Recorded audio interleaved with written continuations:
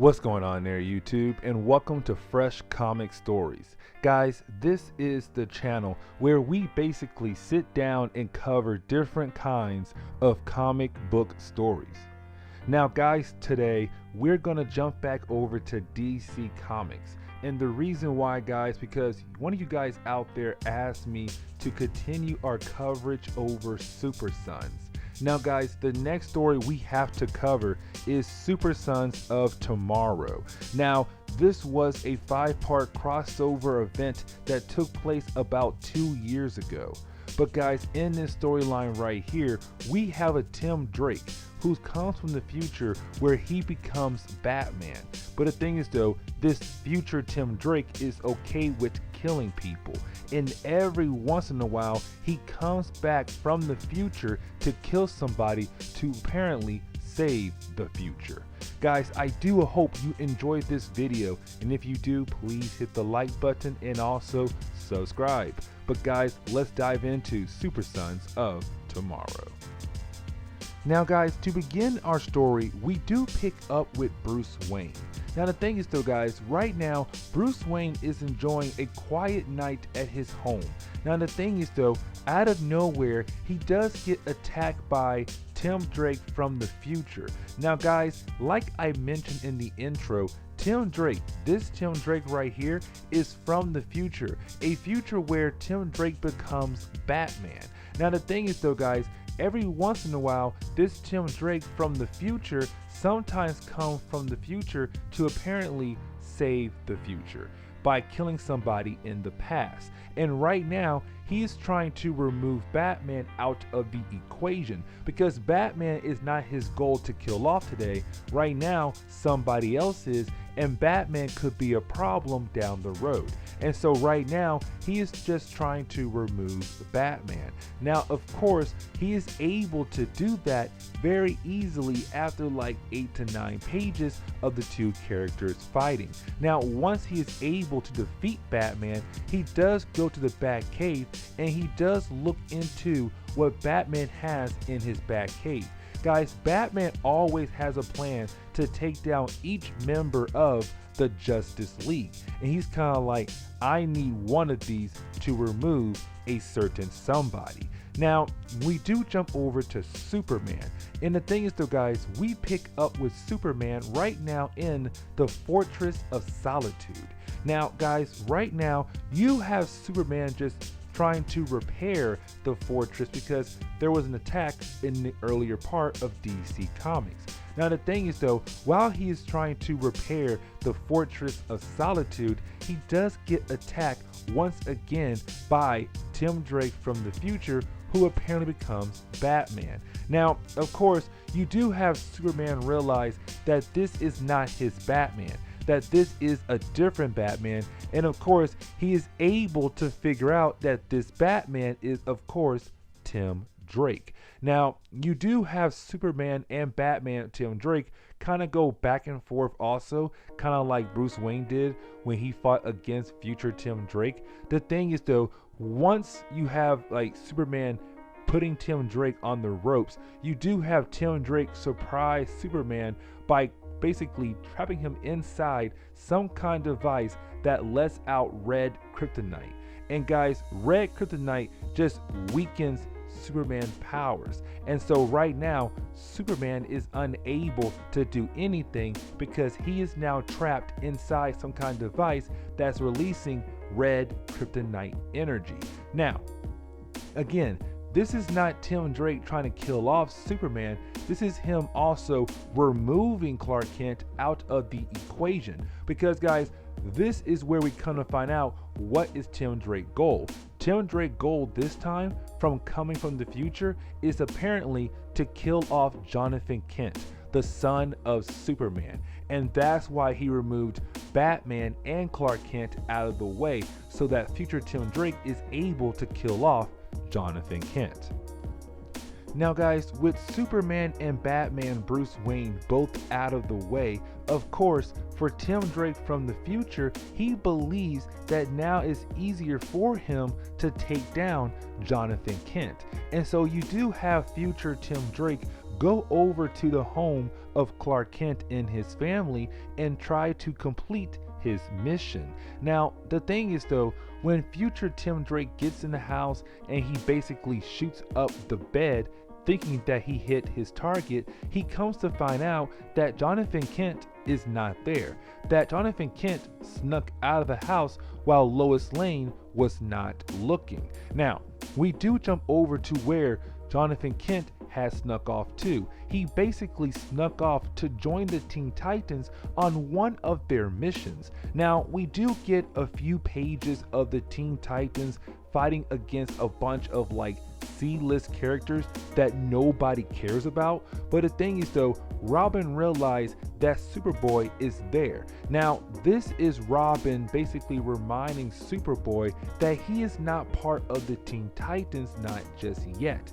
He still has to go through a bunch of different like Damian Wayne trials, but it's kind of a weird thing of Damian Wayne telling Jonathan Kent, no, you cannot join the Teen Titans. But the thing is though, when the Teen Titans and Superboy get back to Titan Tower, they come to find out that Tim Drake from the future was able to hack into the system and basically make a complete lockdown on the building, meaning that nobody can get out and nobody can get in. Now, you do have Tim Drake kind of tell the Teen Titans about his future, and you have Raven kind of read his mind to show the rest of the Teen Titans of the future he is talking about. And guys, we come to find out that in the far future, apparently Jonathan Kent becomes Superman.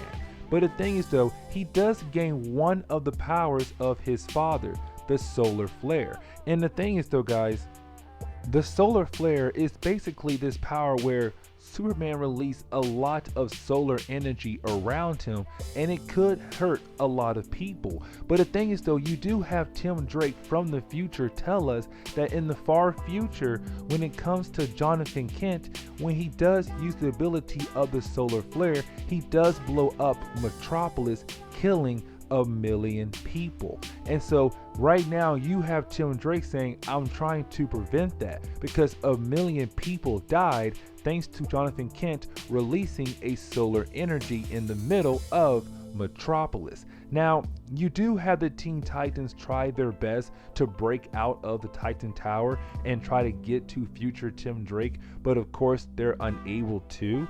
But the thing is though, you do have Tim Drake from the future try to complete his mission by shooting some kind of black goo to not collapse, but to contain Jonathan Kent inside of it. But the thing is though, of course, Jonathan Kent is freaking out, and with him freaking out, he starts to begin a solar flare, and you have Damian Wayne tell Jonathan Kent to get outside, because if he does release this solar flare, he will kill everybody in the Titan Tower. And so you do have Jonathan Kent fly up in the air, and he does try to release his solar flare. The thing is though, he still somehow blows up part of the Titan Tower. Now guys, with the explosion that big, of course every single person in the Titan Tower was knocked out. Now the thing is though, you do have Damian Wayne being the first person to get back up after the explosion. Now the thing is though, you do have Damian Wayne tell his computers to locate Jonathan Kent, because his goal right now is to take Jonathan Kent and get far away from future Tim Drake. Now, future Tim Drake does wake up as well, and of course guys, in this like 2-page setting, you do have future Tim Drake get rid of his Batman outfit, and he does make a new outfit and calling himself the Savior.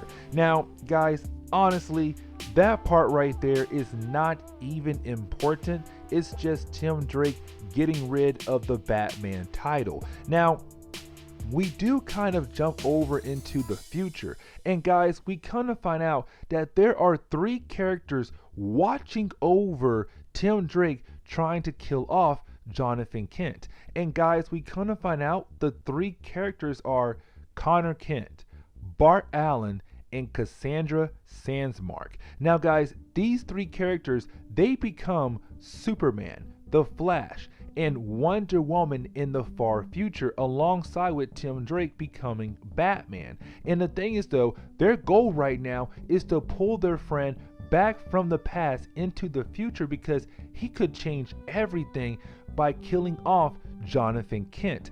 And so their goal is just to pull him back into the future. Now, we do jump over to Damian Wayne and also Jonathan Kent right now in the present day. And the thing is though, Damian Wayne is trying to contact their fathers because he believes that those two guys would be able to handle this situation. The problem is they don't know that future Tim Drake had already took care of Bruce Wayne and Clark Kent. And so when he tries to call, he gets no answer.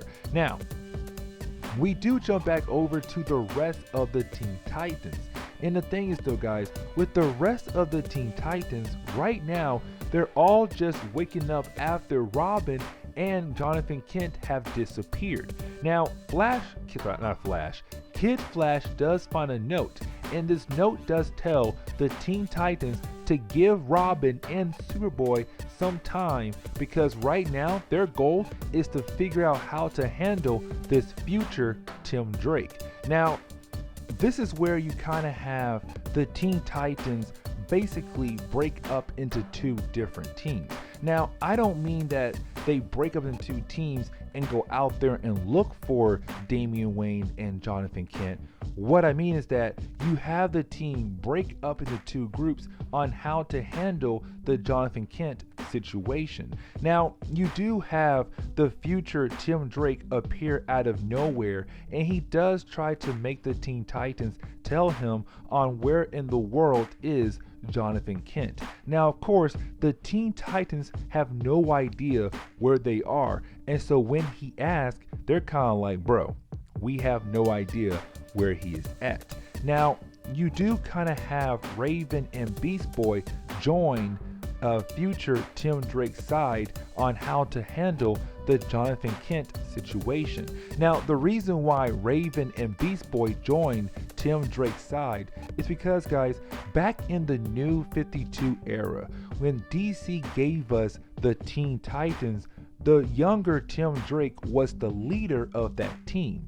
And on that team, you have Beast Boy and Raven. And so they still feel some kind of connection with Tim Drake, even though this is a crazy Tim Drake from the future. Now, of course, they do leave with Tim Drake on to go out there and look for Jonathan Kent.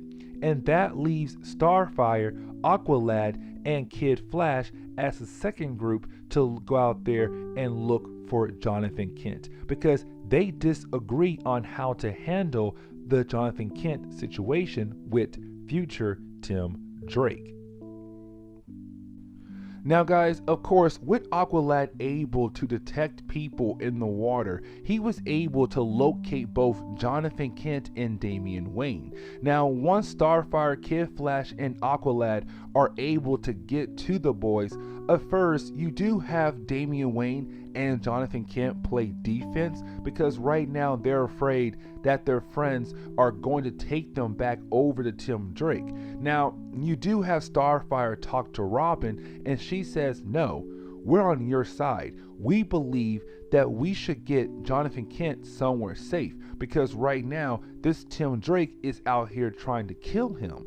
Now, you do have Jonathan Kent tell the Teen Titans, Starfire, Kid Flash, and also Aqualad that they should probably take him to the Fortress of Solitude, because hey, my father will be there, Superman. Now, you do have Starfire knock out the two boys as a way to make sure that Raven is unable to detect them, and she does take them to the Fortress of Solitude. Now, the thing is though, when they do get to the Fortress of Solitude, of course they realize that somehow Superman is not here, and also the place has been attacked. Now, they do go outside and they're able to locate Clark Kent still trapped inside the red kryptonite energy thing. But the thing is though, you do have Clark Kent tell Aqualad to just throw him underwater. Just throw him underwater to get him far away from Jonathan Kent, because the red kryptonite is also affecting him. Now, as soon as Aqualad makes Superman go underwater, Jonathan Kent freaks out because he believes that his father just died, because his father was still trapped inside some kind of machine that was releasing red kryptonite. And so with that happening right there, Jonathan Kent starts to freak out and basically start up a second solar flare. Now, the problem is, though, this time Jonathan Kent, he's blocking everybody out because of his emotions, because he believes that his father just died. Now, of course, you do have Clark Kent come back out of the water, this time out of the trap and able to help his son out. The problem is, though, Jonathan Kent's emotions are all over the place, that he's not hearing his father or the rest of the Teen Titans. Now, you do have the second Teen Titans team appear with the future Tim Drake, and it's kind of like, what is going to happen now? Are we going to have a big final battle here right now? Now, of course, out of nowhere, you do have the big three from the future also appear. Bart Allen, Connor Kent, and Cassandra Sandmark. They also appear as a way to make sure Tim Drake does not kill Jonathan Kent. But when all these teams arrive, they realize that Jonathan Kent is going to release a solar flare. But this time, though, he might die.